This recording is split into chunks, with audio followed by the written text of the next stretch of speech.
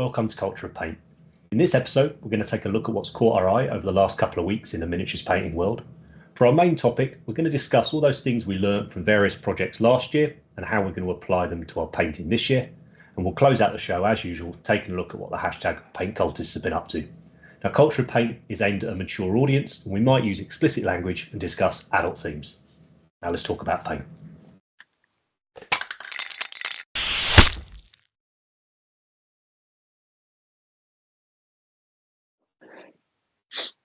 Lovely. Right. Finished scribbling nonsensical words. So it looks like I'm doing something. The chat there. The chat are all there. The wheel there. Lovely. Right. Hello, everyone. I'm Henry, and joining me as usual are Matt, Andy, and Rich. Hello, chaps. Good day. Hello. How are we doing? Happy New Year. Ages since we've done And all of this. that. I mean, it's like the 17th, I know, but first show of the year. Yeah. Back at And it is chilly. Yeah. You're getting gloves Close. on, pal. Like 2 minutes ago, Rich was like, "Did you ever play that game as kids where you wrapped up a chocolate bar in like loads of different parts of the parcel things, but you had to like put on loads of clothes, didn't you, like gloves and shit like that?" That's what Rich looked like about 2 minutes ago. It's cold, It's, fam. It You is. should see me at work. 2 pairs of gloves. But it's a nice evening. Got a mug of what are we drinking? Anything interesting? You're in a t-shirt. For me. I'm drinking water. How boring is that? I know, right? I'm drinking tea. What happened? This is season 3's getting off to a 2023. start. It's 2023. It was wild. It is now not. Me and I Rich don't know. have got to make I was up for the listening- weekend, though. Listening back to the last one, and whatever it was I was drinking was giving me gas. Like, it was terrible. I don't know how people coped. But I'm anyway, sat next to that. enough. Nice. What is What's that that? moonshine? I think Bit, it was. bit of old Rosie. Was moonshine, bit of scrumpage. Nice. Hello, chat. Lots of familiar names in there. Lovely to see you all, and some new ones. Richard asking, any Cult Paint folks going to be at AdeptCon? Probably. Maybe. Yeah. Tell you March 1st. Andy is going to be over at LVO. If anyone's there in a couple of weeks, isn't it? Not long at all. It is a week today. There we go. Out in Vegas, and then and then hopefully in AdeptCon. Rich going straight for a growler. Now, Todd, I'm not sure what growler means in Australia, but I understand a growler to mean something very different over here, and that's very rude What's a to be putting growler? that in the chat. Anyway, enough of this. What we've seen, what are the picks? What we've seen over the last few weeks? Right. Oh, yeah. It's been a good best part of a month, because we did that pre-record, didn't we, for the final been a show while. of the year? So the first up Lots of stuff. is Me. What's this? I haven't seen this. Just another Space Marine 8, basically. Horace. Best That's one, all- though, is it? all- Is it the all best it one? is. I think it might be the best Terminator for sure. No, this was my pick. Multiple reasons. I think this is a real kind of step up for the character models. I know there's been some very good ones coming out, but I mean, I've not seen it in real life yet. But the crispness of the pictures online, and Yeah. I it love is how outstanding, the sculpt. yeah, Outstanding. and these sort of models were always kind of like something that I think we dreamed of, because we had the initial Primarchs when we were in Heresy the first time, and that was really exciting when they came out.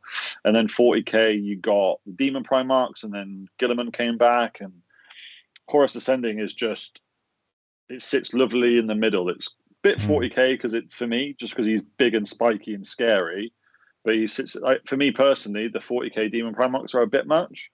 But this sort of, if there's more to come in this sort of space, like for instance Demon Fulgrim or a Perturabo demon, like that kind of thing, that would be really exciting. And just the fact, for me, the biggest bit of it is the fact that this hints at the progression around Heresy models and where they can go with it, and the possibility, because I never thought they would do anything like this. I thought Horus was Horus, that was it. I didn't even think we'd even get a rework of it, because the first initial sculpt is so good. So the fact that we've had this, and it's perfect. When I imagine Horus in my head, it's that, really. Because you look unreal. that video we got when Heresy launched, It's, Mhm. I mean, obviously they'd clearly seen the model and I assume based the animation off the model, right? But it's bloody good. Like yeah. It's interesting. It's resin as well. It's Why is that interesting? I didn't know it was done by Forge World mm, because Yeah, I keep forgetting. all heresy is, if it's generic, is plastic, and if it's a character or legion specific, it's resin. They said a while back that's like the plan for heresy. That's cool. And Simon Egan, I was told Simon Egan sculpted this, which is the most exciting bit because I think it's full digital. He's done a few full digital things, but he was always my favourite sculptor at Forge World, and seeing him progress to digital. And well, there's a reason this is so good, and it's because he did it. And that's very, very cool. And I just hope that it's great he's adapted to the medium because he was ridiculously good traditional sculptor. All those original Space Wolf Terminators, like the upgrade sets, like he's just been the best for ages. This is ridiculous. I like the fact that he's still doing it because it's still his vision, and we've talked about it before that his vision of the Primarchs is the one that I kind of align with the most, and I think he's so spot on with them. The fact that he is doing now digital and creating things like this is amazing. It's a question in the chat is which ones we're looking forward to the most if they redo or do some more Primarchs. And Perturabo as a rework in his demon form would be amazing. And then Lorgar. You know mine, don't you? You know mine. Yeah. One guess. He's purple and he's a bit snake-like. Yeah, Fulgrim is the most exciting demon Primarch to come. I think. Really excited for that. I'd still love to see Lorgar because he was such an old. He's one of the first Primarch models. I'd love to see what they did with him and if they created a new one. I think he would look really good because in his demon form. Because when he was a regular Primarch, I think in the fluff. Please don't come for me if I get this wrong. In the regular fluff, when he was a Primarch, he was a bit of a wuss. But then when he transformed into like the demon version, he could wipe the floor with literally anybody. He just chose not to. So it'd be really cool to see what they do with him. Absolutely. When did the first Taurus must have come out? Well, it's quite a while ago now. It's what? For 15, 14? Maybe Yeah. Maybe before. Yeah, it's got to be around then. Ferrus Manus was 13. That's all I can remember. So Angron was what? Angron was 12. 2012, yeah. Yeah. Do you think that it's a shame that we've got a plastic Angron, which means we might not get a Forge World one? I honestly don't know if it has any bearing on I don't think it does. On it. Because it's a different setting, isn't it? It wouldn't be the same. I mean, there's Horus Ascending, and I don't think we would necessarily get an Angron Ascending. Maybe we would. I don't know. Maybe we'll get them all because Angron as a Primarch, he's still a Loyalist Primarch. In that model, he's still a bit of a psychopath. Yeah. And in the 40k, he's fully demonized. Whereas if he's ascending, like Horus is, Horus Ascending, maybe it's a midway point when he's just starting to get his demon powers and starting to like. Yeah, I think with all of that, I think what a lot of fans are crying out for with the Heresy at the minute is just a little bit of an idea of where we're going with it. Because obviously with the novel series, we're at Siege of Terror. So you have Horus Ascended, you have full Demon Angron, you have full Demon Fulgrim, you have full Demon Magnus, full Demon Mortarion. They're all, you could use the plastic models for them and it would be completely legit. But I don't like we don't know what's going to this. So someone's mentioned the base, and I wonder about that because I think the base is very cool, but it's a big departure from the bases we've seen prior. I think one of the reasons I've been playing with this model the last couple of days. It's outstanding. Like the sub assemblies, the casting, the sculpting, all of it is a real big step up, and the resin's nice too. But it feels more like a true character series model with that base. Yeah. Like a lot of the other bases, even though they were daft and you wouldn't game with them, they were always made to try and look like generic battlefields, right? Or I suppose no, that's not true, is it? Because Gilliman's got his little marble thing. Oh, shut up! I'm not right about it. But it's cool model. But I think I would be surprised if we see many people using the base that base that for gaming. Yeah. But I can't wait to use that base for something else for sure. Yeah, I've got an idea for that. Resin, it's just going to be a resin port. Everyone's going to use it for a resin port. Yeah. It's a hell of a model to start the year with. Do you think it should have been at launch for second edition Heresy? I don't think so. I think it might have got lost. No. Yeah, Everyone was losing their mind agree. Everyone was losing their mind because it was a plastic Spartan. Right. And then we found out what was coming after that. They were redoing all the plastic tanks and everyone lost their shit. Everyone that built a plastic Spartan cried tears of joy that there was a plastic version. So no, I like the fact that it's almost like it's proof that GW didn't blow their load when they did the first re-release of the Heresy stuff. Because I thought originally, and I'll be honest, I thought we've kind of seen Heresy now. Look, this is all the plastic stuff. They're almost caught up with Marines. They've almost caught up with nearly everything that they did that was generic Marines from the first time we did Heresy. So I thought maybe that was it. It was just kind of like a one shot. This is what's for Heresy. Cheers. But I think this shows that there's a lot more to come, and I'm just excited for what that is. Not that I'll ever play Heresy again, but I just love that setting. You never say never, right?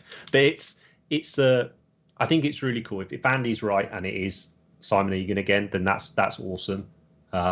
I don't think many people, if you ask people to list their top 3 Primarch models, the chances are he sculpted them all. I think the ones he didn't, I don't like, to be honest. It's if he is relatively new to CAD, then it doesn't show. Like every time I'm playing with this model at the minute, there's a new lovely bit of detail to enjoy. But he's still got that. It's got real nice like composition and everything makes sense. It doesn't look like a computer game thing as a model. Like it's got like layer upon layer upon layer upon layer of detail on it. It feels very, very real. I bet because Simon comes from traditional. I wonder, I've often wondered whether there's how much truth there is to that idea of coming, or whether simply some people are just really good. Yeah, and where the medium is almost irrelevant. But it'd be interesting to see as we because Alan Carrasco is obviously someone we all really like, isn't he? And a traditional sculptor. Mm-hmm. It'd be very interesting to see his journey into computer aided design. I'd like if to he see ever that, does it, but I think Simon kind of has to, because Games Workshop kind of demands going digital. Not that they're physically saying you've got to go digital, but just as a company they're progressing and they kind of have to. So but I think the first model he did, this is just what I've been told by other people, that was the Imperial Fist Praetor. I think he did that one. His first full digital. And then this is just perfect. So, and I know Will was doing some of the weapons and stuff, so he would do like the bodies, and then Will Hayes would maybe do backpacks and swords. So those two together, I think, are the best, sculptors that they've had. And just those two together, just such a good asset for Forge World. But this is one of them, like, I know it's Horus Ascended, I know this is proper baddie Horus and all the rest of it, but this is the model you show people for, like, so what's Heresy all about? Bam, there you go. And if this doesn't excite you, probably you don't like Space Marines. Probably not going to like Heresy. Very, very, very cool. Great pick as well. Like, and I mean, it's a high bar for the year. I mean, we've seen some silhouettes, haven't we? And we know that there is lots of Heresy to come. This is the stuff that excites me a million times more than plastic versions of resin kits. And that's simply because I've been there and done those kits. So I'm not 100% same. Yeah, it's not that I don't appreciate them being in plastic, and I'm really pleased for new people coming to it. But there's no excitement there with it. But unless this is exciting. Imagine if we get new Justarian. Yeah. I hated my paint job on them, so I'll happily do some new ones. I was really pissed off with them. But it's worth saying, as I said, I've been playing with it the last couple of days. Some Forge World kits are a hot fucking mess when it comes to assembling them. I've been doing a lot of Necromunda kits recently. They're a disaster. The instructions are a waste of paper. Nothing matches, like no numbers match. There's loads of shims. It's a fucking disaster, right? And if you gave it to someone, it would put people off. You know, if you give it to a new person, I think it would put them off, right? This model is really easy to build. Like, it's super easy. It's just it goes together exactly how you look at that and think it would go together. Yeah, it's lovely. And for painters, it feels very much like they've thought about the painters when they've figured out how it's being put together. You know, the whole cloak is one piece. It can be taken off, slotted in, taken out without moving other stuff. It's lovely. The wolf pelt's very easy to do separately. The arms, all of it. It's really, really easy if you wanted to paint it in lots of sub-assemblies. I think this is one of those models that we're going to see a lot of very good painters take a run at. I know. Like, well, Rich has already painted. Rich Gray's doing an amazing one already. Yeah, that looks great. But I think a lot of people, because remember that original horse, think how many people did like good versions of that model. There was a lot. And I think this is going to be similar. If you wanted an IceGD entry that had a bit of size, so you could do absolutely everything you wanted to it, it's kind of a good model. Yeah, man. Now I haven't looked at it blown up on the screen. Like, yeah, outstanding. Yeah. Cool. Right. Well, we're not going to spend half an hour talking about Horus. Hang on. What's what's up next? So from one Terminator to another. One Terminator. Yeah. Oh, nice. Oh, this has popped up in a couple of my groups this week. Delicious perfection. That model's behind me on the floor. This is my pick. And yeah, I love these Terminators. I just love the rounded helmet shape, like the sculpting on them. Obviously, it's the nostalgia feels, but yeah, with the rumors of Angels of Death coming, we've seen Azrael. I just love these, and I hope we get proper Terminators done again. I think that's a big one on the wish list, proper Terminators. Yeah, it would be very good if we did. We've talked about it before. There is definitively a certain set of models that they have nostalgia, and like one of the reasons I got into Space Marines was the old school Terminator arcs, and not to shit on Primaris Marines or anything, but they're just missing. Terrible. But they're just soulless for me, and they don't have that draw that a regular. They're toys, mate. They're toys. They're Playmobil. That an old school Space Marine does for me, but these are like, I would happily have these than any Primaris model that there is. And this paint job style as well, right? Yeah, it's perfect. This is Colt. I think my favourite hobby account. It's close. It's definitely the top 2 or 3. Yeah. It's what I think of as like grim dark, and it's not painted quickly and badly. That's not grim dark for me. It feels nice, you know. I just think fantastic, and I picked them just because hopefully we're getting Angels of Death, and this is as classic as it gets. Yeah, the Deathwing, and I love them. Phil's just asked in the chat about how big the Horus model is compared to the old ones and stuff. But that's him.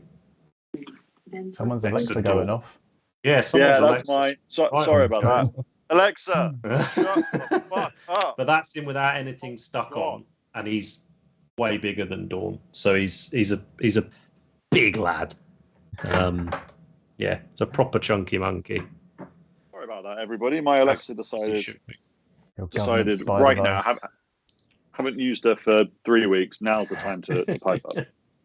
Get in the bin, Trojan horse. Yeah. But sad we couldn't reuse the Imperial Eagle base with this version of Horus. I'm bored of that probably base. could. You probably could, you know. On it. I don't think he's moving in a slightly different direction, but yeah. Anyway, let's move on from Horus. Amazing, beautiful, wonderful, great pick. Faultless Deathwing Terminators. I like them on the new bases as well. I love as well that they're on the new like 25mm basis. Yeah. Too, Yeah, I was so- just about to say the exact same thing. New Just a bases, bit but too the right big. size. You always had that little overlap on everything. It was great. It I just love fits it perfectly. Terminators, man. I love know. Terminators. I don't know whether it's. I want to be a positive person this year, right? So I'm hoping that these rumors of Primaris Terminators, I'm hoping they're great. If it says Primaris, I know I've that. got I know. positivity. Yeah, we'll see in a couple of months with that. That'd be But like, massive, though. I think given the direction they're going, recognizing nostalgia, all the rest of it, I'm trying to be positive and hoping that there'll be just basically a new Terminator mark, you know. Just And redo Terminators. Just own it. It's got some They ain't gonna of do the that. synonymous, pattern vibes to them. Then that's going to be awesome. With it, Anton, will there be a video on Horace? Yeah. I'm converting him up, so I'm going to do a converting video and a painting video on him. So it'll be good. Sweet. Right. What's up next? So next up is Oh my Oh, goodness! nostalgia Talk about all over. nostalgia. it's a proper nostalgia trip. This I love this. It's amazing. Big here we go orcs with banners. What more do you want? Love So- Gaskell's banner. 3 of them models were in the first load of models I ever owned. Mm. I bought off my mate's bigger brother. I paid a £5 and he just let me get a handful of models out of his toolbox. And they had, the runt herd, the pain boy and the lad at the back on the left. Is that Gazgol in the middle? Yeah. Original one. No way! I've never seen that model before. I found the account that still. through Will, the guy that does all the old retro hammer stuff, and I love this guy's account. It's just you're just scrolling through it. It's like that's amazing. This is brilliant. That man is living in 1994. I want to say, is it Bob Ollie? Is that the sculptor or is it Kev Adams? No, it's Kev Adams, isn't it? Does a lot of these old. What year were these from? Old. So 80s? So these are some of these are Rogue Trader. Holy shit! Era, and then second edition. Really, they were still sold and used in second edition. So I don't know what that is. Early to midnight. Well, let's call it mid-90s. They were still going. This was peak sort of when I was in the hobby. This was what your Orc army looked like until Brian Nelson came along and just changed everything with those Gorka Morka models. Well, they're in this 1994 book. Is that the one with the Goliath on the front? No, the Eldar book. Yeah. Gazgul's in here fighting the Avatar. Oh, there's an amazing White Dwarf battle report, which is Jervis Johnson and someone else, and he's taking the Eldar army against Gaz, and a big Orc army. It was just colours everywhere. We need to bring back banners. I miss There's them. not enough flags, is there? There's absolutely. This is a really good point. We need more flags. Yeah. This is That just Gazgul's pure. cooler than the new one. Yeah. So both me and Ben for this Slaves to Darkness project we're doing, both of us are having a big old BSB in the army because there's not enough flags. There are not enough. I know I always lean Marine way anyway, but there are not enough Marines with back banners these days. Right? It's not. Yeah. That's why Azrael's cool. True. Mind you, if they can't fit in drop pods now, what chance have they got with a big flag stuck on their back? I mean, it's fine. Well, yeah, it's collapsible. Primaris Marines in their like little umbrella. transport. Telescopic. Don't open it inside. It's bad luck. Yeah, it's like a selfie stick. Just like put it out and then just stick it in the back. Nice. But I love it. And you used to get in all the books. One of the pages you'd have all the banners, and you could photocopy it, and then print it out. Yeah, and then you stick it on. These banners, like in the How to Paint, one of Mike McVeigh's early books. It shows you how to do it and attach it to the and stuff. And these banners just scream sort of Paul Bonner. That here we go era. It's just great. I love it. Just have a square there. Yeah. There's a page in Here We Go. Talks about all those glyphs, tells you what they all mean. Something like he's written them. He knows what they all mean. But yeah, awesome. course, starting off with some strong nostalgia, eh? Yeah, what's the next one going to be? It's my pick, which is it'll be nostalgia for some people. I think maybe we've mentioned this account before. Yeah, a few times. But it's basically the best Lord of the Rings content pretty much out there. That's brilliant photography. They're just yeah. And I'm due to play my first game of Lord of the Rings next week, so cool. Very much looking forward to it because I was not in the hobby when Lord of the Rings was a thing. So I hated it. How many points are you playing? We're playing those Gileath box, so I think that's like 400-ish. Which one are you? Orcs, obviously. I mean, yeah. Yeah.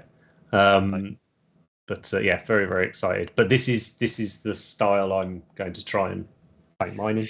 I want to try and enjoy that style for those miniatures. I think it really suits them. So yeah, can't wait. But yeah, the photography on this account's brilliant, and just the person's obsession with like the Lord of the Rings stuff is spot on. It's what you want. A bit like I'm guessing Matt, that nostalgic orc account, right? It's just if that's what you're into, go and follow it for goodness sake. Like it's big time. But yeah, so that's that. I think people still talking about orcs in the chat. Yeah, Death Skulls. Yeah, with the blue paint. Dark Angels would be the perfect time to release new Terminators. That's right, it would. I think it's a given, really, isn't it? There's it's one of them rumours that won't die.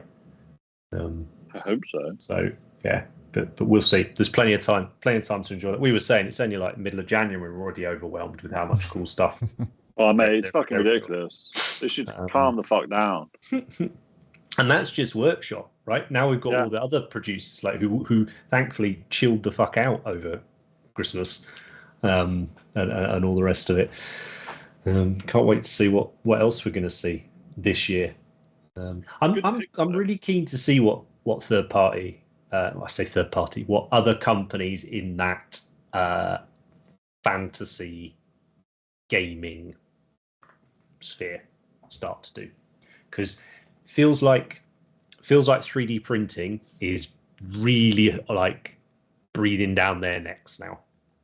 I think it's going to be real interesting to see how they adapt, or if they adapt, and what they can bring us. You're seeing like plastics now. Everyone's doing like decent quality plastics, so it's going to be interesting to see, how they push them, what they do with them. So. Yeah, why have blue orcs fallen out of favour? I don't know. Are Death Skulls not still a thing? I'd be ashamed. Bring them back. Yeah. No one trusts Death Skulls. Death Skulls, though. Nail it down. Bad moons are the flavour for box art these days. Oh, makes sense, doesn't it? Are they bad moons? There's a lot of yellow. So the ones on that slide, you know about? No, like what's the box art for orcs right now? Snake bites is like half of it. What's Gazgul's lads called? So you got the Goths. Goths. Yeah. I thought that's what they were. I thought it was Goths. But then there's definitely been a ton of yellow. Like, didn't they do a lot of Mega Armor stuff in yellow? Didn't they? And, there was that intermediary bit where they did like the field guns, the orc version of the field guns, and they did the orcs in Mega Armor in plastic, and the the Dakar jet and stuff like that. That was all yellow. It's all the newest stuff now, right? It's insane. Given that last little bump that we completely forgot about when we did our year in review, it's a hell of a range now, but it's a lot of models to paint, man. Contrast. Yeah, true. Well, it might be something we touch on actually in the main topic. So, have we got a meme? Thanks everyone for sending memes. Again, I just want to reiterate: please can you try and have them painting related? Because I love looking at memes, obviously, but not many of the painting ones are coming through. So was there a meme in the chat? I didn't see one. I didn't see one. No. So there was one. What was that? Oh, there was that screenshot. Tabletop Inquirer. I know some people like it and loathe it. That account, whatever. I think it does some hilarious ones, and his one about LVO was absolutely brilliant, wasn't it? Yeah. But anyway, Go and check it out. It's a cool account. Right, main topic, yeah? What we learned in 2022. So we were talking about what we're going to start off with for the year, and we wondered about doing what are our hobby plans for the year and that sort of thing. New year, new army, all that stuff. But I think a lot of people talk about that, and you're bound to hear us talk about things as the year goes on. But I think we all had, the four of us had fairly significant things with our hobby last year. And I thought it might be interesting to talk about them, what we learned from them, if we learned anything from them, and then what we're going to do with that information, how we're going to how will that affect our hobby for 2023. And equally, I'd love to hear anything the chat have got like that, because it was an enlightening year, and a very positive year. So let's kick it off, and I'm going to throw Rich under the bus first. Crikey, what did I learn in 2022? So Kilty, right? That was huge for you, right? Yeah. All of a sudden, Captain Butterfly found the game where he could do that. Yeah. Don't get me started on boarding patrol. Yeah, that's a topic for discussion. 2022 for me was it's kind of a year of gaming, really. Gaming was always one of the things that I really wanted to do. I did it when we did Heresy, but then took a big break. Always seemed to be working on gaming projects, but never actually did any of the actual gaming with them, which kind of is a nonsense.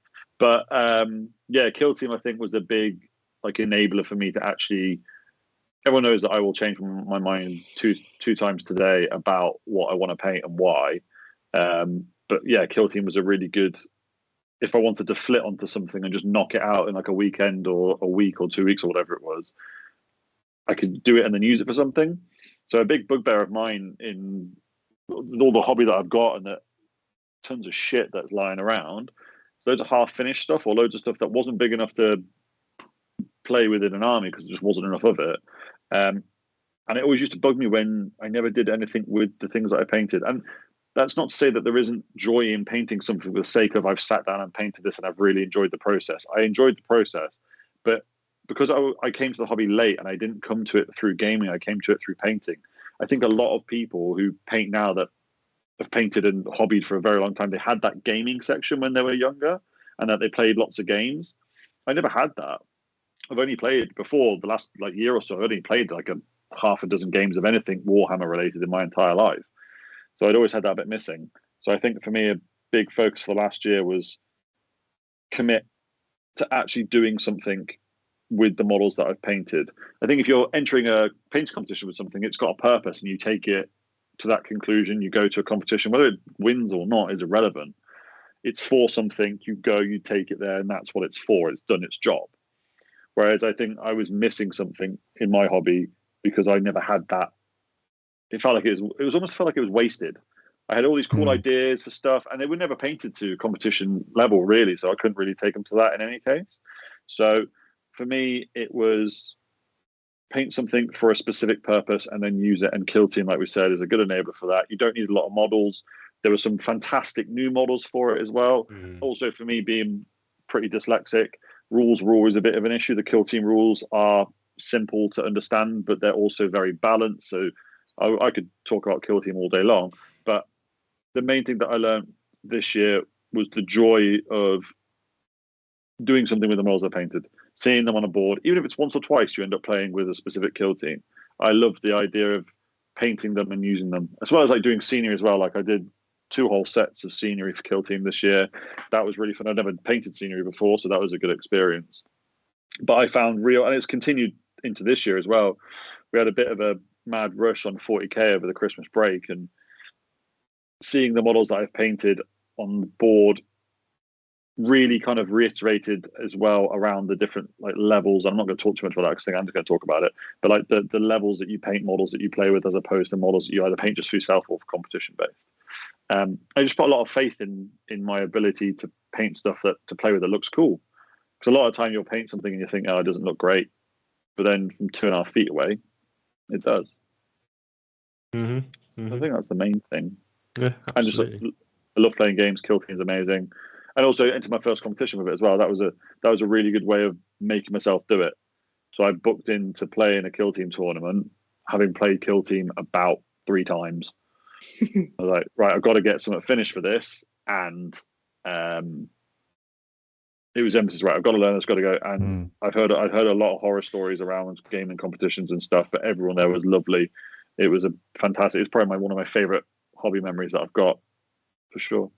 So is it fair to say that the deadline element of it was one of the biggest sort of pluses, or like you say, things like that, having a clearly defined end.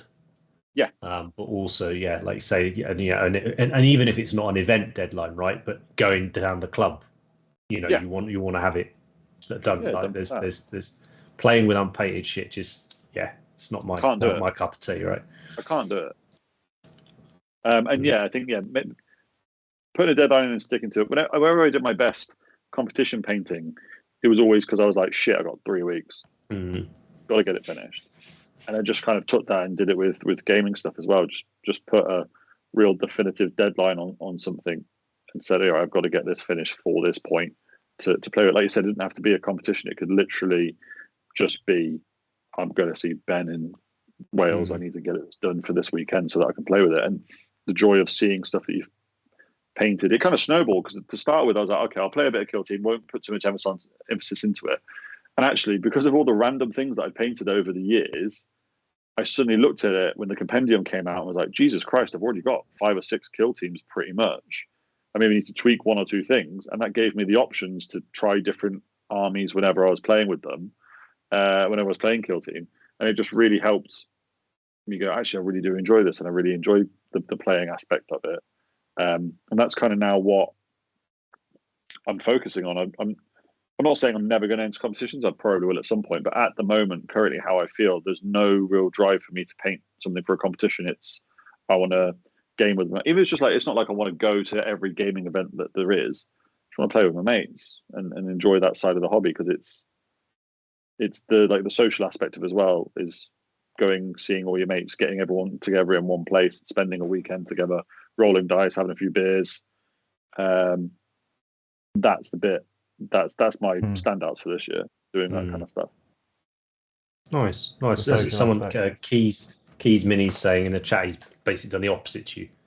So he's found painting competitions has now changed him. So he's always painted for gaming before, but now he's like, competitions has made him up his painting level, as it were. Sorry, Matt, you were saying something then, mate. No, I was just saying, like, it's the social aspect now that's more the drive, but with the sort of the deadline of having an army to have the social aspect.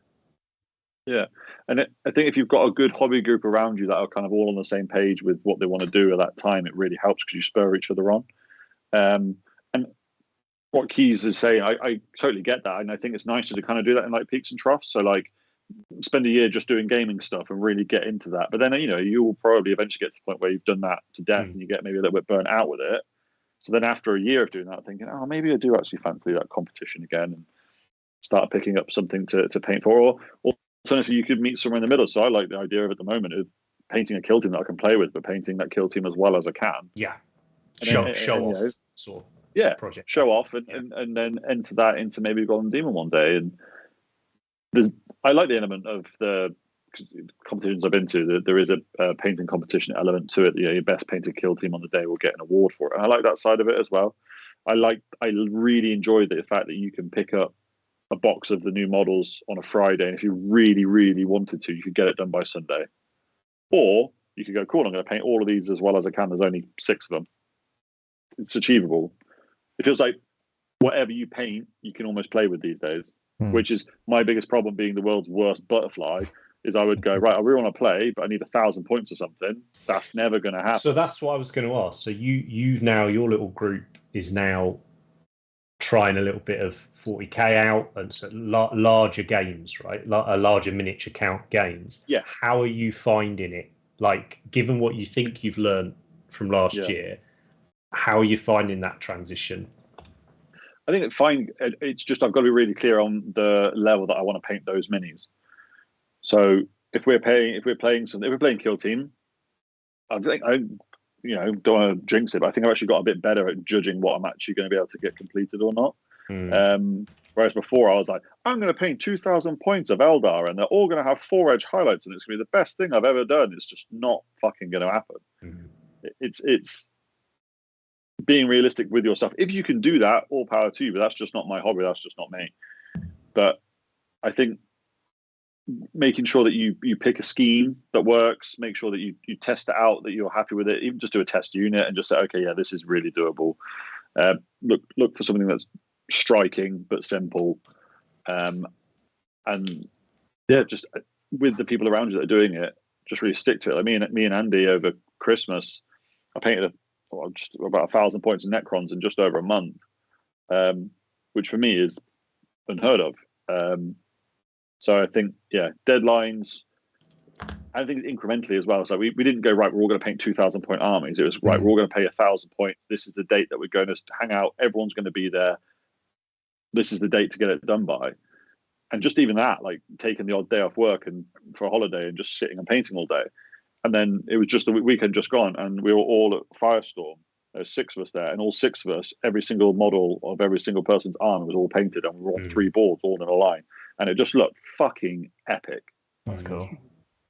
It was the only way to describe it. It was all painted, all different. Every single one of the armies was different, and we're all playing each other. And I remember just standing there, being like, "Yeah, this is it. This is the hobby that I want to do, for sure."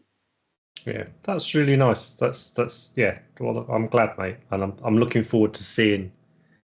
I'm looking forward to seeing you because you smashed out some really hot looking kill teams last year. Thanks. Like you did, like you nailed it, and I'm really excited to see how you take that in. I don't think I'm wrong in saying you might not have quite found the right army projects at the minute to transition through with. No, Necron. Yeah, the Necron one that I'm doing at the moment is I really, really wanted to play. I've always liked Necrons, and they were the scheme that I did was very quick and very striking, and I like them. Don't love them, but I really like them. But there's got to be a marine project somewhere that, or it's going to be Tau or it's coming in summer powers. Just wait for summer. Yeah, exactly. Yeah. Angles of Death In clear red, and I'll just be all right. do Dante and win. Pull one with Dante on the weekend.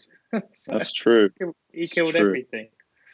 Martin saying in the chat, big thing for him getting back in often is using the different stuff there is now. So using an airbrush, using oil paints, and making everything more interesting, so it keeps it engaging, sort of thing. And I think there's so many good products and tools and tutorials for those products and tools now that if you would like to paint to a certain, I wouldn't say standard, but to a certain style, you absolutely can now with like no skill, like no innate artistic ability, no nothing. But if you can follow a tutorial, if you've got a bit of discipline, like you've got the, it's not like the old days where if you wanted a Dark Angels army in Dark Angels green, well, good luck, right? Because all power to you. Yeah, because it's not happening, right? With the Dark Angels green paint that you're buying.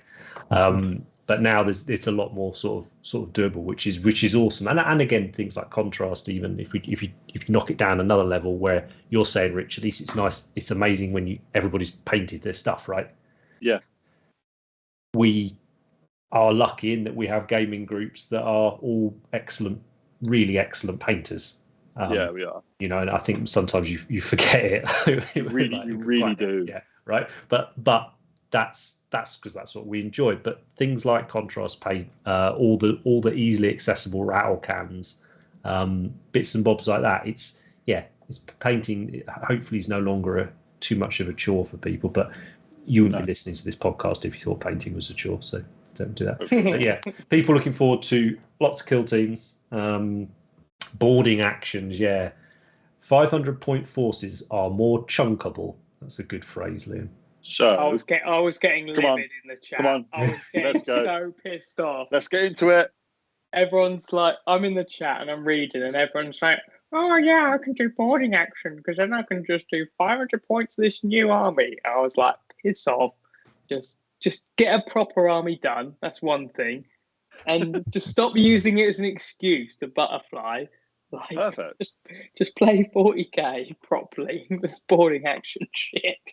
But Boarding action's you've long amazing. been an advocate, Andy, for the whole 1,000-point army idea. Yeah.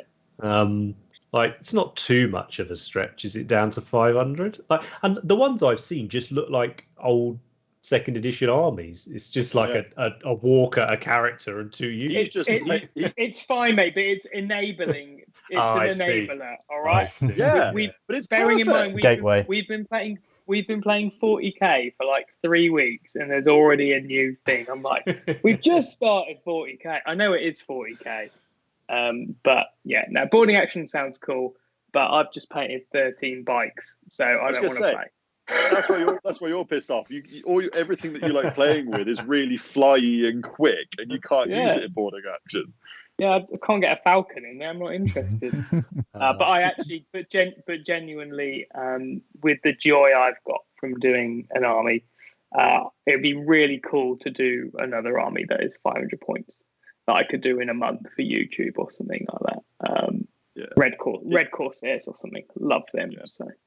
We spoke about it before. Like, kill team is a good way of scratching an itch when you've got, I love Tau. Pathfinder team's really cool. The crew team's really cool. And if you paint those two things, and you go, right, cool. What's an iconic Tau model is the battle suits. You could then do 3 battle suits. That's near enough 500 points, and you can use it for something. I really love the idea that Games Workshop is allowing people, no matter the size of their collection, and they're providing rules and a basis for them to use the models, because not every, and also so you can go kill team, boarding action, 40k in that order, and you can grow and you can add stuff to it. So you could play. You could go. I don't see. You don't know anything about 40k. And you go, I don't know. I'm going to try Tau. Get a kill team, paint it up, and go. Oh, kill team was really cool. Tau are really good. Let's explore it a little bit more. Second kill team, add a few bits, play 500 points in boarding action. Go, actually, I really like the idea of this. Let's go one step further. Cool, we do 1,000 points of it. Play it on a bigger board. Play that and get really into that and go, actually, what are these massive tanks that they've got? These fuck off great big suits. They're awesome. Let's paint one of them, chuck it in, and you can use it straight away. Also, there's the fact of, it's not something, I think we're all very blessed that we can pretty much buy and paint, when we see something we really like. There's not too many barriers. But, a lot of people might not be able to do that. And kill team and boarding action means if you can only afford a 500-point army, that's an army that you can paint, you can put some time into, and you can use. And I think that's something that's a really good thing. And or you may never have played before, and you think, I want to dabble, but not kill team because it's not actually 40k. It is to a degree, but not proper 40k. You could try 500 points. 2A's putting together a boarding action army right now. No way. Will is asking, is there any army that is just one model? For us. Otherwise, you can take. Well, Abaddon's 350 points apparently. So just take Horus Gilliman. is 1,000, isn't it? Too much for boarding actions, right? You can take Gilliman on his own. It's about 500 points. There we go. Bosh. I am not playing that. There we are. Look how angry Andy is instantly. It doesn't look like I'm not playing it. All right. I said not this Arcs and Omen thing with no troops. Well, before we just sort of end up just jerking off Games Workshop for essentially bringing out all the drugs and not giving you a reason to go elsewhere. And I get like what you were saying, Rich, like, they're allowing us to do this, and you're going to get people go, oh, you could always do this, you could always do this for modifications. Yeah. But seriously, like, I'm fucking knackered all the time. Sometimes I just want to paint something and have some fun and have a bit of guidance. And if you want to have fun with it in a fun setting with other people, the chances are you're playing Warhammer. It's just the way it is. Certainly in the UK, like it's just the way it is. Now, whether that's right or wrong, just stop railing against it. Just enjoy. There's plenty of other great games as well. Maybe you're lucky enough to have a group that plays them all. But if you're not, and you're going down the club and you fancy a game, then the chances are if you've got a kill team, you'll probably get a game, right? Which means you might paint something, or you paint some obscure miniature manufacturer. Great, you're supporting an independent. That's fantastic. But you paint it, you can't get a game for it. You haven't got any reason. Puts you off. Bosh, it's done. So there's lots of good reasons, right, to have all these these options. So whose fancies go next? Matt, let's go to you because I think you've had very much a different experience, in the sense of, firstly, you won your first Golden Demon. Right, congratulations. Oh yeah, that was No? last year. That was meant. But you, like I said, you're not interested in talking to other people, correct? Other people suck. You want to crush all those before you paint them as best as you can. Screw the social aspects of the hobby, right? No, people can be okay. You just as long as they're not around. There we go. As long as they're on the spreadsheet. Yeah. But no, so yeah, you had 2 Golden Demons last year. Were your 2 painting outputs, right? Yep. I was most proud of the Monty one though. Well, there we go. Yeah. But same entry, right? Yeah. More or less. More or less. Well, talk about it. So, how about you? What did you learn last year from your painting?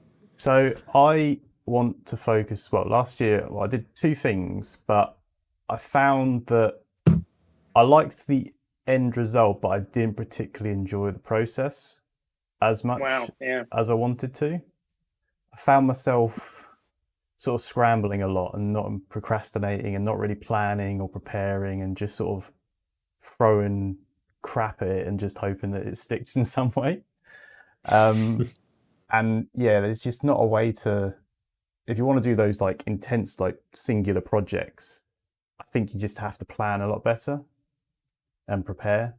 And that's kind of what I want to focus on this year. Because like I was doing the Skaven thing and I was just kind of going, I'll do like 5 stages and then I'll be like, oh wait, no, I need to do something else because I want it this way now. And I was going backwards and forwards and backwards and forwards. And it wasn't really happening and I just was not enjoying that. So I think this year on projects, I'm going to draw what I want out and then work from a plan. And I'm hoping that will maybe make the process a bit more enjoyable for me at least.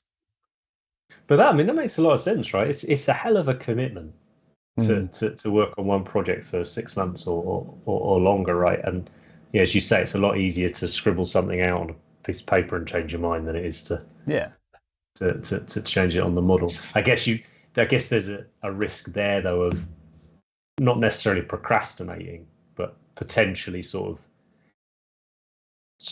not getting going, right? Like waiting until it's perfect, which it'll never be. Yeah. Right. So I think that'll be interesting to see. I think there has to be a certain amount of throw plastic at it and see what happens. But I think you have to kind of restrain yourself back a little bit as well.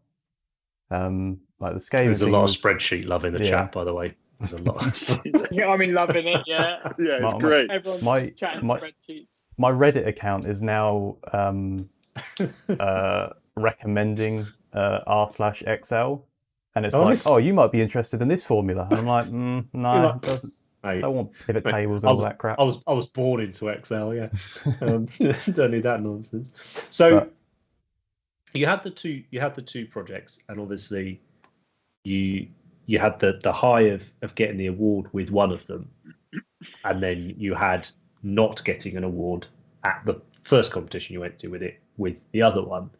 Did that have any particular because obviously you wouldn't have been in that situation before, right? You weren't you hadn't come into a competition as a previous winner before, right? No. How was that? Like, how was dealing with that? Was it? To be honest, it doesn't really bother me. Like, I wasn't particularly bothered. I mean, the standard at UKGD was just ridiculous.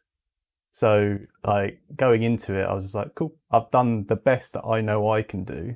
It's, apart from the Marines, it's the best thing I painted. It's the best, not the best, maybe not the best thing I painted, but it looks how I want it to look. Like, it gets that feel that I was trying to sort of fight my way through the process to get to. And that's what I'm really happy about. So that's huge, right? Yeah. And that's massive. That's something that we've given the advice of before. Of if you do your entry, that's got to be something that you love and can sit on your shelf, and whatever happens to it, doesn't matter. You can look at it and smile and be happy. But it's all well and good saying that. But actually going to a competition, you've poured your heart into it, it hasn't placed. Have you come away from it? I think you have. You just said, right, you have still come away from it going, I'm super proud. I'm really pleased. I'm really happy, right? Yeah. And that's a big thing, because like it's all well and good going in being like, yeah, I'm easy breezy, I don't mind, and then going home and kicking the dog and things like that, right? I think things with like GD, if you go, like a lot of people go into it, and the problem is they're painting in isolation, and not everyone is on social, so you never know what's going to turn up. Like you can sort of build it up in your head that I've done this amazing thing, no one else has done anything like it, it's this, that and the other, but you just sort of setting yourself up for a bit of disappointment. So see that so much, don't you? Yeah. I mean, I saw it quite a lot. Don't you? Yeah, at this GD especially, and I'm just like, it's you can't paint like that, because you're just not going to enjoy it at all. And I think I would try a question for you on that, like, because I've done both. I've entered things that I was happy with and didn't win anything with, and was like, yeah, cool, not a problem. And then I've entered things that I was really happy with, didn't win anything with, and I've been devastated about it, just being completely honest. And then for a while, depending on what result I got, determined how much I then wanted to paint another competition piece, which kind of told me that I shouldn't really be painting competition pieces anyway, because it kind of said that, well, I'm here because I like winning them rather than I like here because I like the process. The question is, did winning? I don't that's think another big conversation. I mean, I'm playing devil's advocate here. I think just for me personally there is, because I like going to the event. I like entering it into the cabinet, the build up. This is really cool. See my mates' models. This is exciting. And then I like the awards ceremony. I like the awards ceremony a lot more when I win one. But all of that 6-7 hours for me is not worth the 100 hours sat on my own in my room painting to then do that. That's just my take on it. But question for you, mate, is, having won one, has that now gone, cool, I've done it, achieved the goal, maybe look at what's next, that sort of thing? Or has it just made you double down on it and go, right, really like this, win one, let's go, let's keep going? I'm pretty much done. Like, it's all that was basically my top hobby goal, was to ever claim a demon, and I don't need to replicate it personally. You can't either. No, I mean that whole few days of Adepticon in Chicago, I don't think, like, we went to the ping pong, all that stuff, the awards ceremony. That was mint. I don't think it can't be replicated again. No, that thing. So I don't want to try to push myself to that again. Like, to be like, I'm gonna win, because you're just not going to. Yeah, I think that's a really, really healthy way of looking at it, and I think Andy knows this as well. And Henry, when you were entering competitions with us back in the day as well, I think there's quite a few. I'm with Matt though. Like, that was it. Like the one and done. You did one and done. Yeah. I think a lot of people did, and I fell into the trap as well. If I got addicted to winning the Golden Demons, I didn't get addicted to painting competition entries. I got addicted to the idea that I could win something, because winning something made me feel good.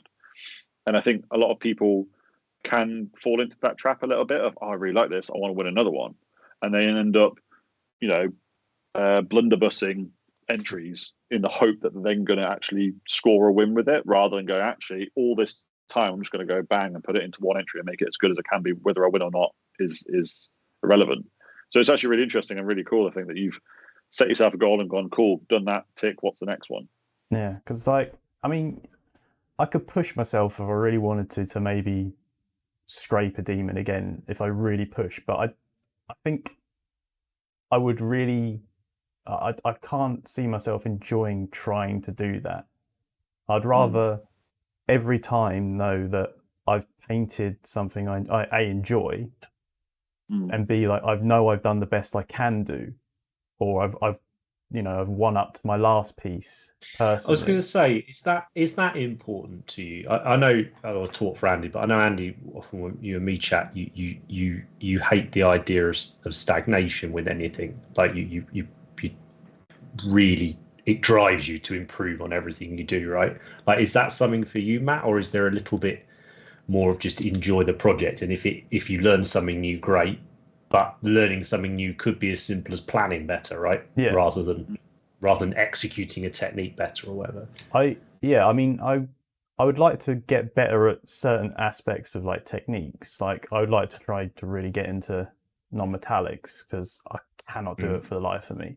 But I'm not gonna go, oh, I'm gonna solely focus on non-metallics to get the best of that and enter into competition, because it's just, I don't want to do anything like that. It just wouldn't There's be a enjoyable. class on June the 4th. Matt's done it.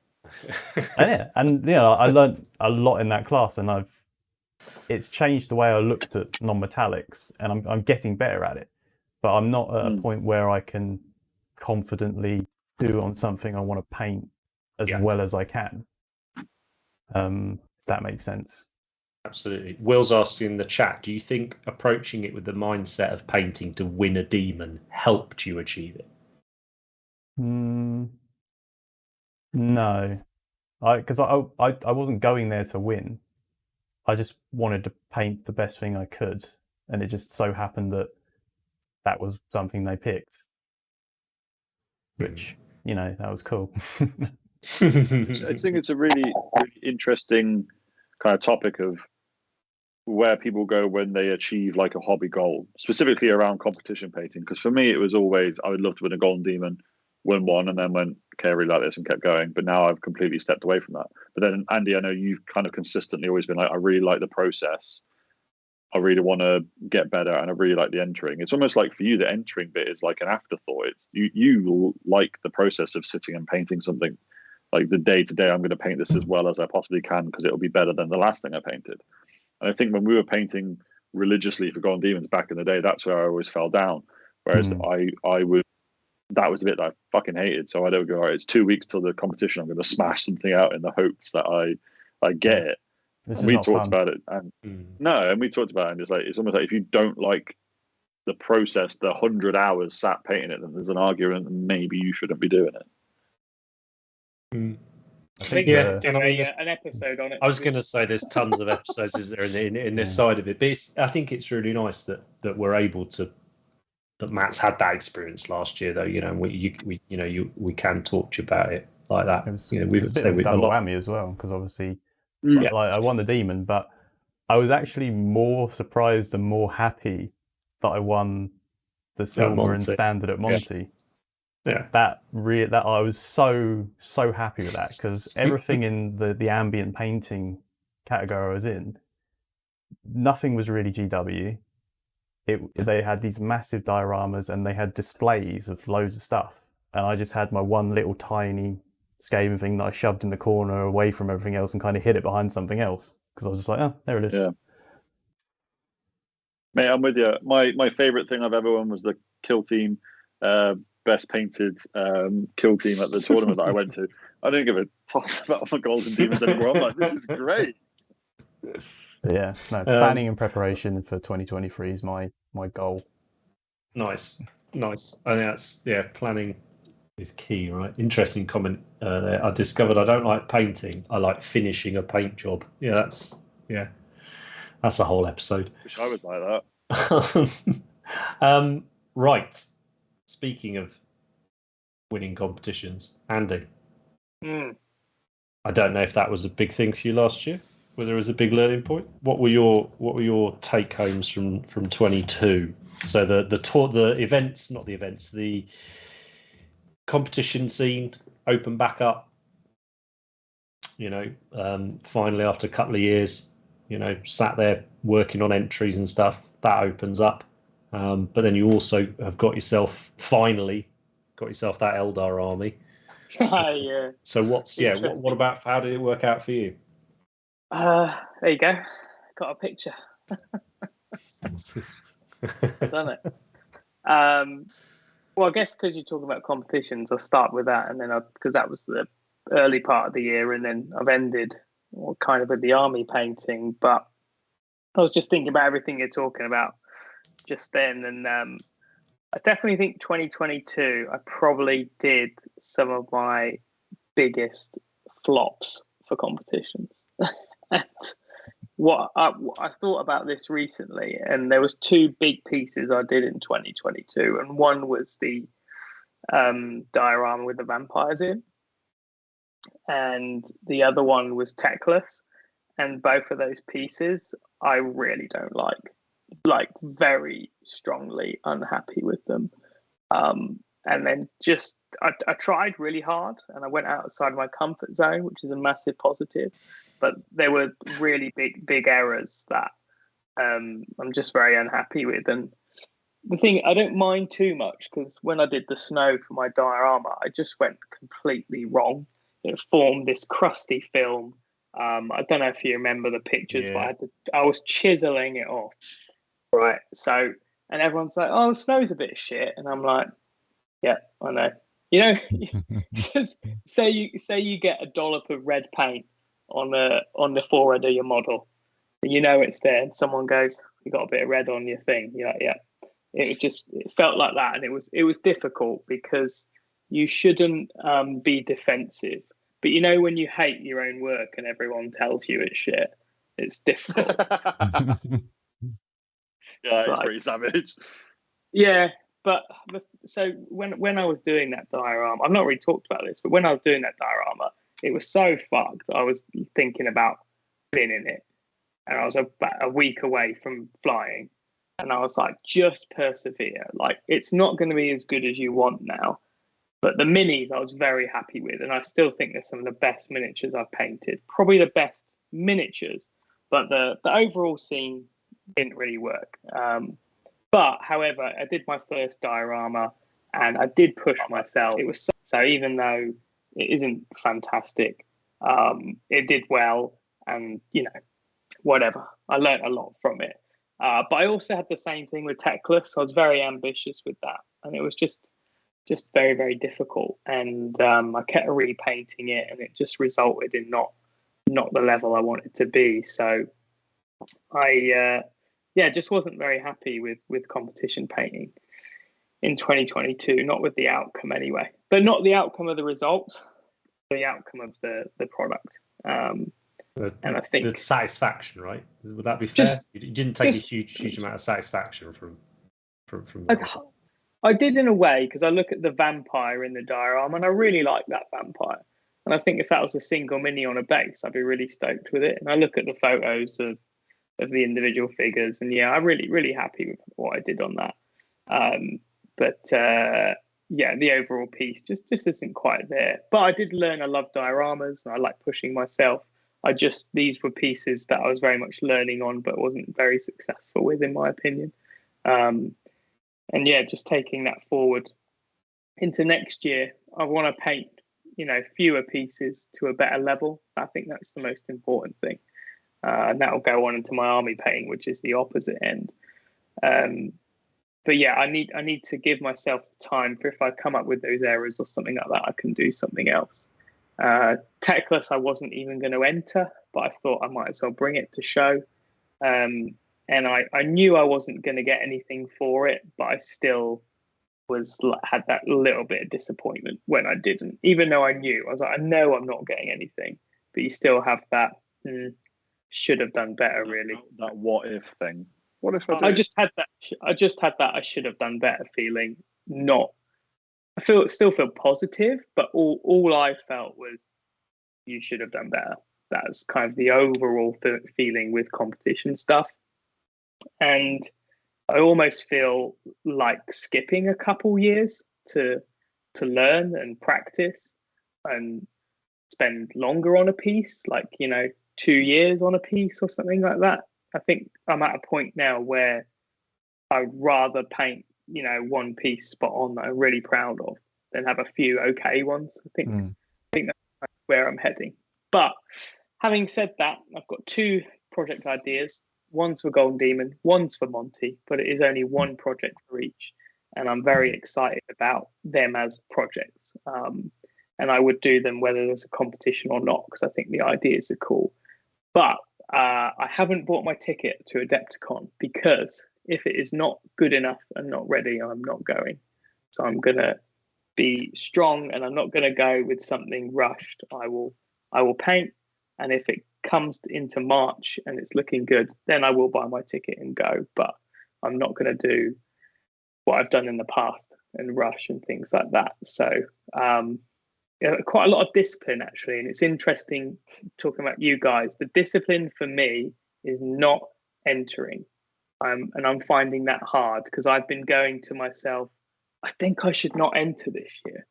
I can't. I can't not do something. Where do you think that comes from? That the urge to enter all of it, like every GD or every comp. Well, I guess because I care a lot about it, I want to be part of it. So it's more like I like being there and having something to talk about. But I'm not prepared to go again unless I'm proud of it. You know. Yeah. I want someone to critique my stuff and me not know about it. And that again is coming across about the feedback thing, and not trying to sound defensive. But there's no point if you hate something about your miniature, people telling you that's not feedback. But no, it's just criticism. But I spoke to Christoph Kabaski, I can't say his name, Redav, and he gave me some criticism of my work, which I didn't consider, and that was fantastic. But I don't want to go with stuff where there's a glaringly obvious bad part, you know. So I just don't want to go through that again, knowing, oh, this bit's crap, but maybe it'll be okay anyway, you know. So yeah, I just don't want to do that. I think there's an interesting topic in there around the difference of going to a competition and experiencing it without entering, and you know you're still there, you're still taking part, but it's such a different feeling if you're entering something. I think for me personally, I think I agree. It's like it's taking part on a different level, because I've been to lots of competitions where I didn't enter, and then I've been to ones where I did, and the ones where I did feel a lot more connected to, you know, you've got a bit of skin in the game, haven't you? You know what the outcome is going to be, and then also you've got a topic there to talk to people about it. Oh my fucking god! Alexa, add something to the shopping cart. Where even is it? Yeah, the lessons learned for 2023, Rich. Being Alexa, mate. Being Alexa. Unplug Alexa. Fucking Christ. What were you saying, pal? I can't remember what the fuck I was saying. Oh yeah, no, it was really good as well. Never mind.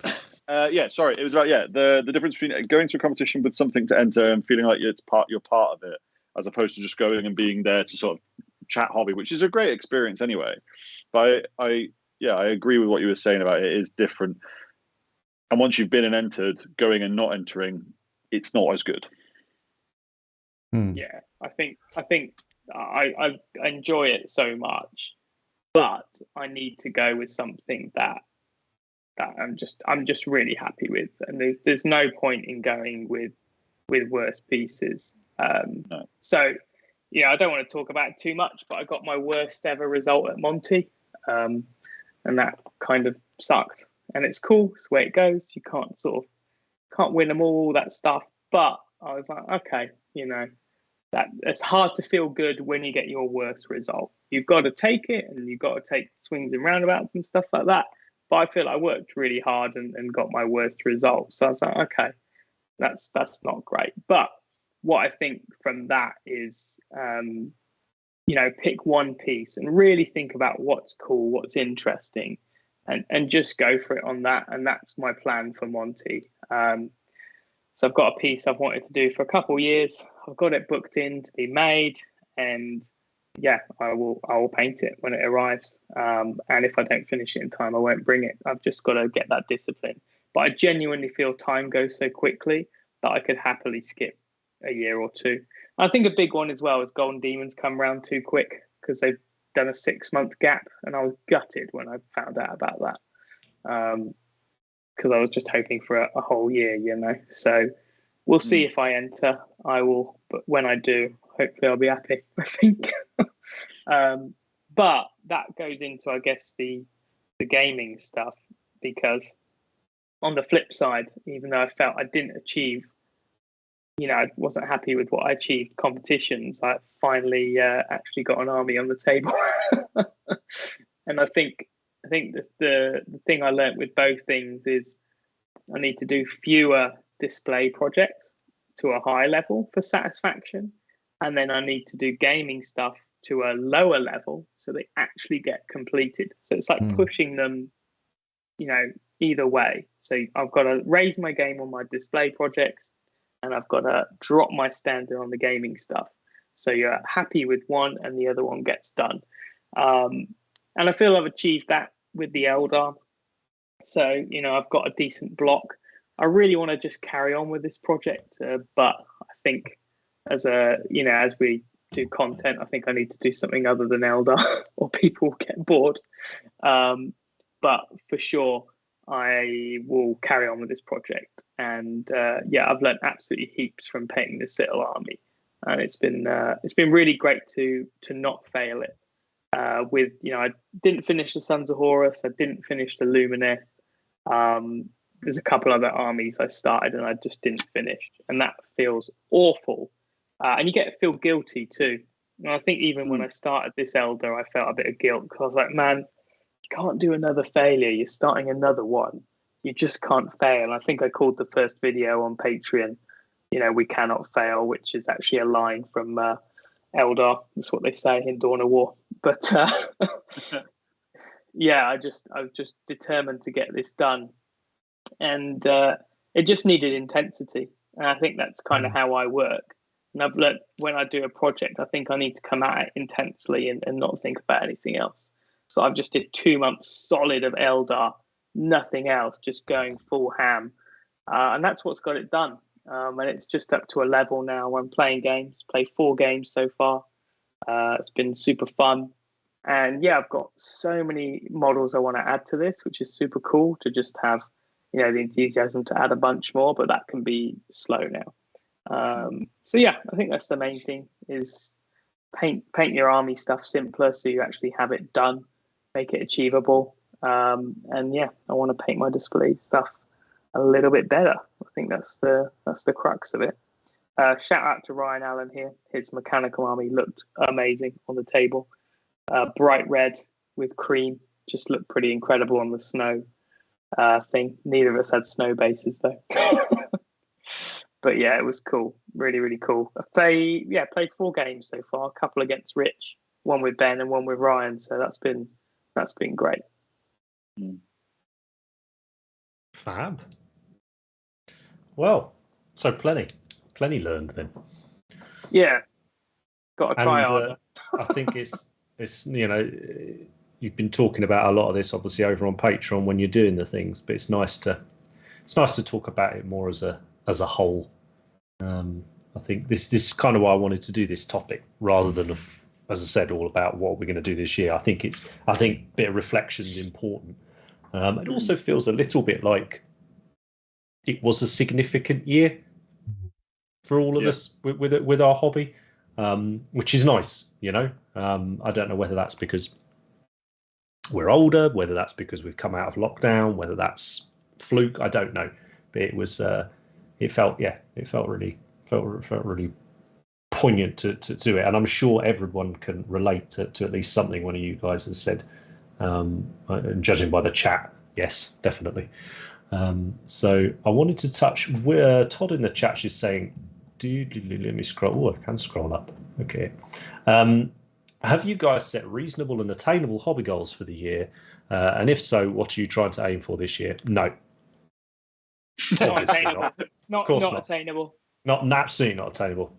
Me and Ben gave ourselves 2 months to paint Slater Darkness armies. It's now mid-January and we haven't started yet. So, it's going to be fine. It's going to be absolutely fine. But we might talk very, very quickly about goals in a bit. I'm not going to go on too long about stuff I learned last year, except to echo maybe a few things Andy's spoken about. For me, it's, and I've talked about this a lot on the Patreon stuff I've been doing, is essentially finding different levels of gaming paint jobs. Anders has said something in the chat there about he feels he always has to just paint everything to the best of his ability, whatever he's painting, whether it's a gaming piece, whether it's a display piece, whatever. It always has to be to the best of your ability. Show everything off, do it all. You just can't. And it doesn't get done. But I think if you're someone who plays one game system from whatever manufacturer, whatever you do it, and you're obsessed with it, and you play one army in that game system, then you can afford to constantly push yourself with your painting and get better and better, because that's all you're painting. So you're naturally going to get better at it.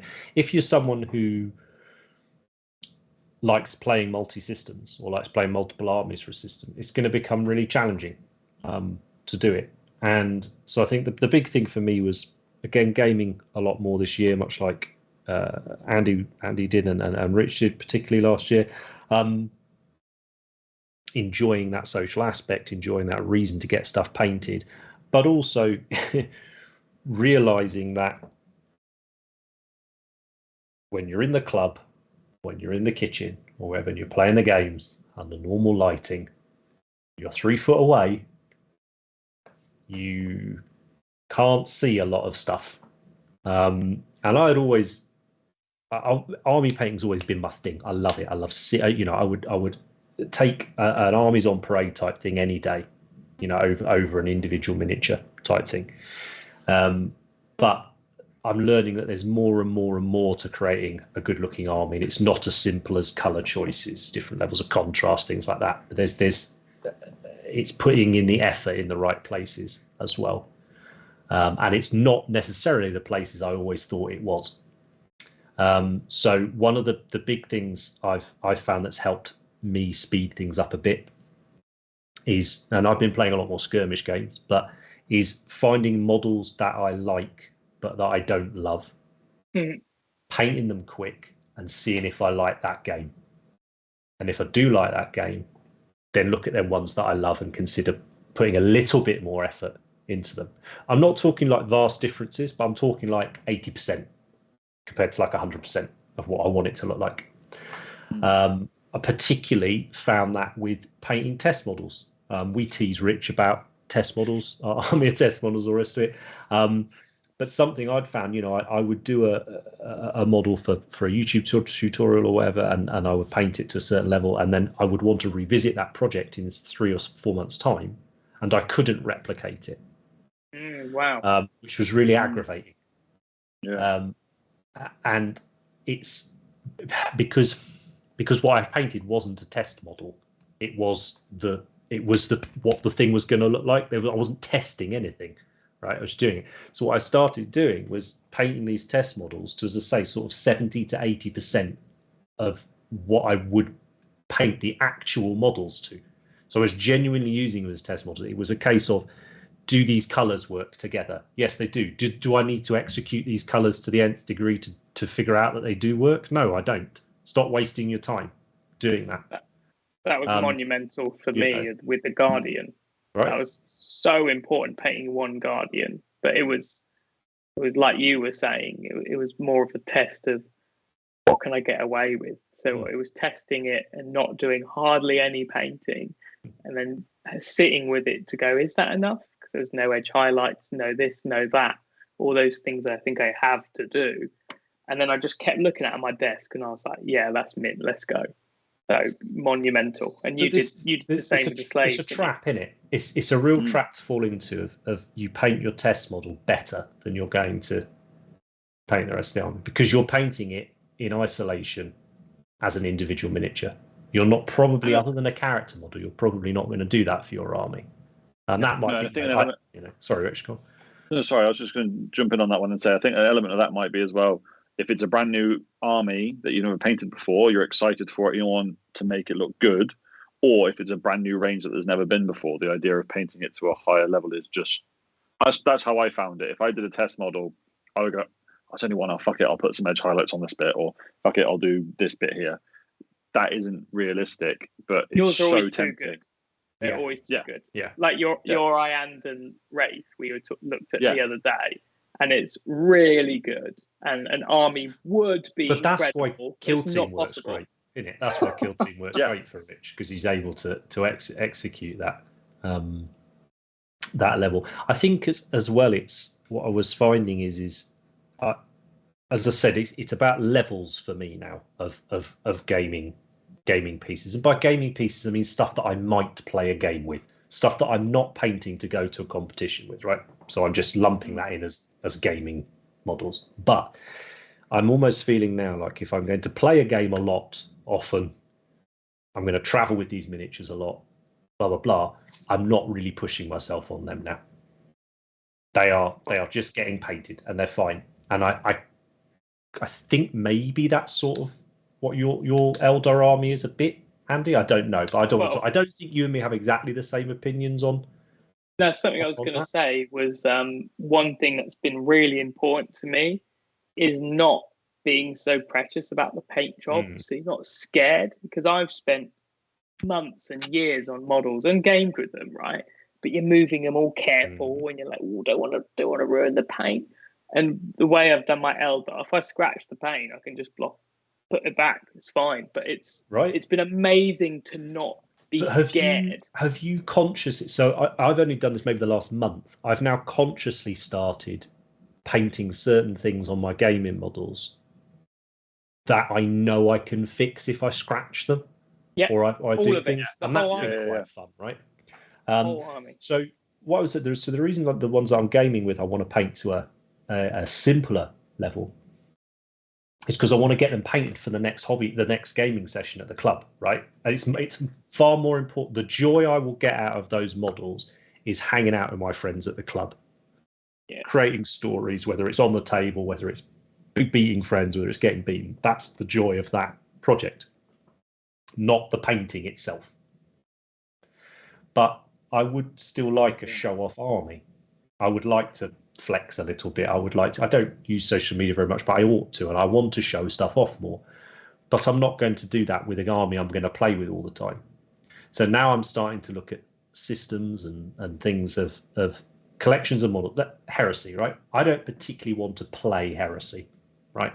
If I played 2 games of Heresy a year and they were great big, like 5-a-side, games at Whammer World or whatever, with fully painted, that would be fine for me.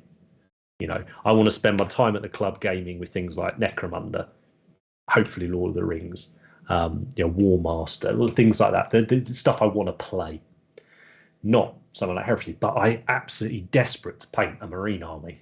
I'm absolutely jonesing to do it, but it needs to be to a show-off level. It needs to be where I'm pushed, because that's where I'll push myself. Is in that. And I found it with the Votan stuff I did. I got oddly dissatisfied with them because they weren't painted good enough for me to be really proud of them, but I spent too long painting them for them to be like a quick project, if that makes sense. Yeah, I get what you mean. So again, it's that understanding where they sit in levels. Now, if I was gaming with your guys' group a lot, I would probably think they're sat just about right, actually, and I would really enjoy using them, and I would be able to get a new unit done each week type thing with them. But I don't play 40k, so what the fuck am I playing at? Doing this army. Yeah. What do you mean you don't play 40k? But this is where it's at, man. So it's this that's been the big learning point for me going forwards this year, is to understand, a bit like Matt was saying, planning the project. Why am I doing this project? What's it for? Where does the enjoyment come from in this this project? The other thing, there's so many things, I've forgotten all these things I wanted to say. But I really learned that, and it's kind of obvious, but how you approach an army is insanely personal to your situation. And in the videos painting the army, I talked about that. And I only thought about that because my situation has changed so much for armies, because I do weekly tutorials. So I can't paint, like with the Sons of Horus, I did the Tactical Marine video, and the video was fantastic for YouTube. But then I had 40 Marines to paint. I can't do a video on them, so I didn't finish them.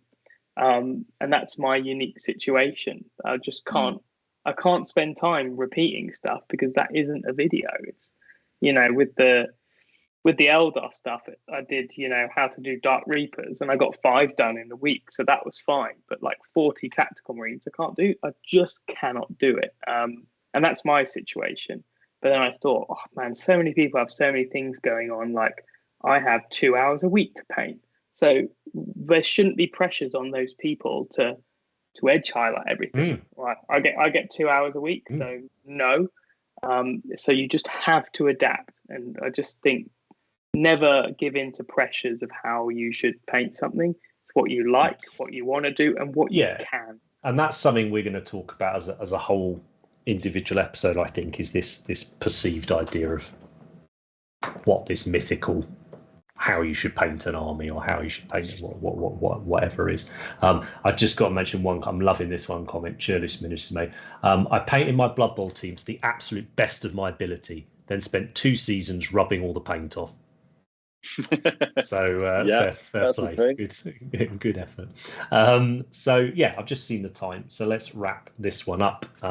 There's a lot more we could talk about, I'm sure, but we'll save it for future episodes. And because of that, I don't think we will talk about what we're going to come up with this year. Maybe we'll save that one for one soon, after we've had a month to chill and think on it and commit and stuff like that. So final segment. Paint Cultists. Oh my goodness, there's been a lot to choose from, because obviously there's been like 4 weeks or whatever since the last episode. We came up with a hashtag Paint Cultists over on Instagram. There's also a channel on our Discord for it as well, and I know some of the people there don't use Instagram, so it's well worth jumping in. Discord link will be in the description if you want to pop in there, and there's a ton of people enjoying it. But there's about 19,000 tags now on that hashtag. If you want to open your feed up to sort of miniatures and painters and styles that you may not come across normally, it's a really fun one to follow. And all I do is pick a handful of them each episode for us to have a quick look through. So, can't remember. I think I picked these about 2:00 in the morning when I was covered in vomit. So, not my own. Right. Oh, wow. That's great. Delta. Oh, come on, remember, there's a reason I picked this one as well, not just because it looks cool. I want to say it's this was one of those projects for this person that could have fallen by the wayside, but they stuck at it and got it done. Bloody good. And it's really good. There's loads of really nice angles as well on the account. But I love orc skin when it's heavily red in the shadows. Yeah, love it. Love the skin choice on the dude, the monster thing he's riding. Looks like a great white shark. That's the story, Rich. I think. Oh, I think that big squiggly thing is meant to be like the great white, like the white. And they whacked metal legs on it, right? And that's why that bill's got the fish little with robotic bits. Got the little bits on him, whereas the other one doesn't. But yeah, it's very nicely done though as well. It's great. I love the base too. The old blown out barrel of wow, yeah, that is old school. the Lehman Rust. And some great rust. Yeah. Lehman Rust. I'm writing that one down. Lehman Rust. New rust effect from Cultists Paint. I was going to say we're having that. That's going in paint season 2, right? But yeah, absolute cracker. Great account this as well. Really, really fun stuff on there to follow and have a look at. So up next to that, I think it is 6. Yep, 6. An account we have featured a fair few times before, I think. And I don't know whether they're channeling a bit of Mascalan's jumper action. But it's just a bizarre bust and just a lovely painterly paint job, if that makes sense. That's what I'd look like if I shaved my beard off. You wish your chin was that strong. This is true. Yeah. But yeah, I want to say maybe this was a print. Maybe this was a print. I can't remember. It's very cool. Very cool. I love the texture. Terrible. Like you said, that sort of Mascalan style jumper texture. Yeah, big time. And I love seeing I'm guessing it's a caricature of a person, or is it meant to be a goblin? I think it's supposed to be a goblin, but goblin. Right. Yeah. I like the fact it's got like human-esque style skin. That's it. That's exactly what I was going to say. Like growing up on Games Workshop, I love seeing orcs and goblins not with green skin. Yep, every time. Yeah, big fan. So, yeah, just looks like a lot of fun to paint as well. That piece too. But yeah, very cool. Right. So next. Oh, this was just. I have to stick some Eldor in for Andy, obviously. But this person was basically like, I picked this miniature to paint because I could have a go at a really big bit of freehand on the on the whatever it's called, the cowling of their Farseer's jet bike. Well, that was an interesting, like, Really cool. Almost fun, like you're almost thinking of the thing you want to paint, and then you're trying to find the model to paint it on. Yeah, which isn't really something I've considered. I think I've always gone the other way. Like I've picked the miniature and then figured out how I want to paint it. Yeah, same. But it's quite an interesting approach to flip it. This is a bit nostalgic for me. There was a time, I think it's probably early 2000s, where there was, I can't even remember who it was, but there was a specific artist who all the cowlings on the bikes were all painted like faces. Yeah. Kirill did that. Yeah. Was it Kirill? Back in I don't know if Kirill did or not that. days. Yeah. But Kirill did loads of insane Eldar, and he painted like Geiger all over the Wraith and stuff. Was that? Yeah. Well, wasn't Bowen? Yeah, it was. No, it was Kirill. No, right. Bowen did do some as well. Yeah, right. But Kirill's were better. But it's yeah, just there's, well, I mean, if you want to go real far back, the Harlequin jet bikes used to have faces, didn't they, on the actual? Well, that's where the idea came from, isn't it? Modelled on them. Back when I didn't know what freehand was, I remember looking at them being like, how in the name of fuck did they do that? Where do I get those stickers? Yeah. So printing them out from the back of the Codex and PVA gluing them on. Hell yeah. Well, this is much better than I painted this model this week, and this is much better than mine. Sprayed mine one grey. Right. So I think there's two more. Three more. All right. Three more. Wow. Oh, yes. We got. Yeah, so obviously this one for you, Rich. But also, yeah, there's a ton of great Alpha Legionnaires operatives this person's done. And I love that they've chosen that two colours for it. I love that neon green Alpha symbol stuff. I think it works so well. It's so not what their vibe is, if that makes sense, or what it's thought to be.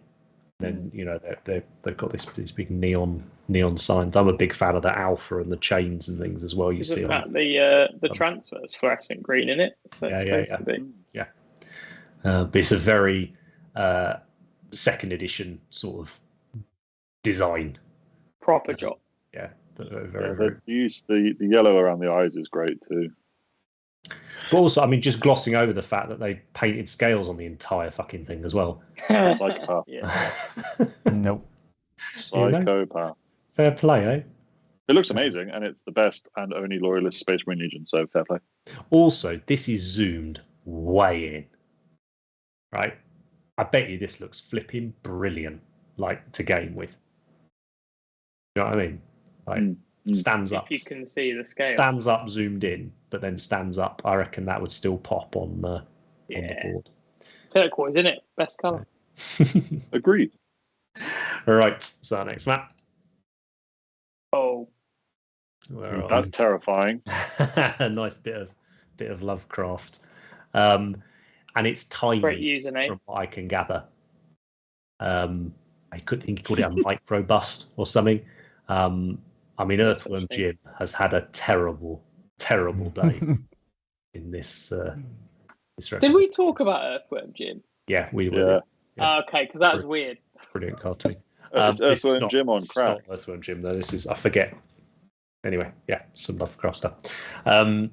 Love this. All over this. Yes, please. Put it on the shelf. Love it. Is the tentacle freaking you out? No, that's fine. I do. It's not all tentacles, mate. It's just real octopus. I really like the hard line on the backdrop too. Like the way they've painted the pin black and then they've painted the base black, but they've brought it up a tiny bit, haven't they? Up the backdrop. Yeah. Something about it. Like this person's got an artistic eye, if that makes sense. I think it's shown from this piece. Like he's just, a lot of confidence, it's just cool. I need to paint something like this. I really, really do.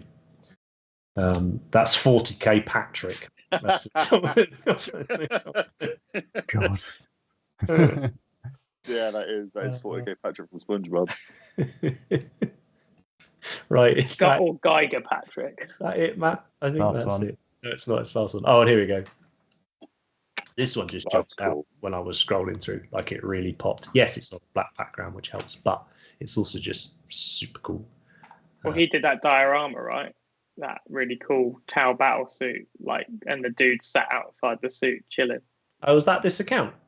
I'm sure it is, yeah. Cool. Was they're the first person to do that one? No, they just did it's cool. a new one. It's a Right. new one, like Wicked. a new dude sitting on a battle suit. It's Oh, not a ghost key. I love this. Like this is just it's just super cool and a great photo. Mm. Which is How lovely. awesome. I think what I like is it's got a kind of cell shaded sort of vibe to it, but it's also got tons of battle damage and grind. Like it's quite original, I think. Good mix just isn't it, of styles, yeah. right?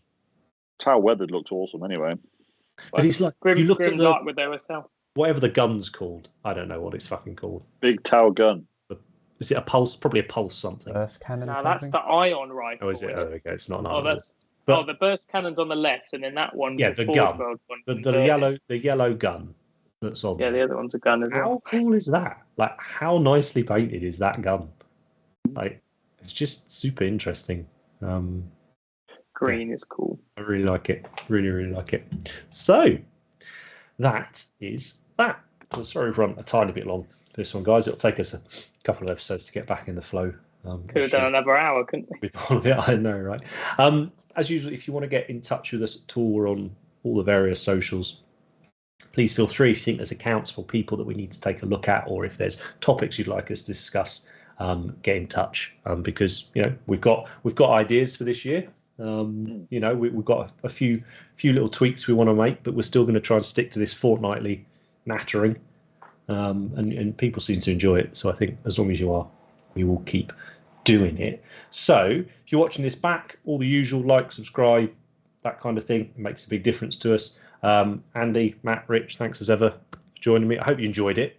Been nice to have a slightly more introspective chat with it all. Loads to get off my chest, mate. It doesn't hurt sometimes, right? It's tiny. We can tread that self-indulgent route. I think it'll be fine.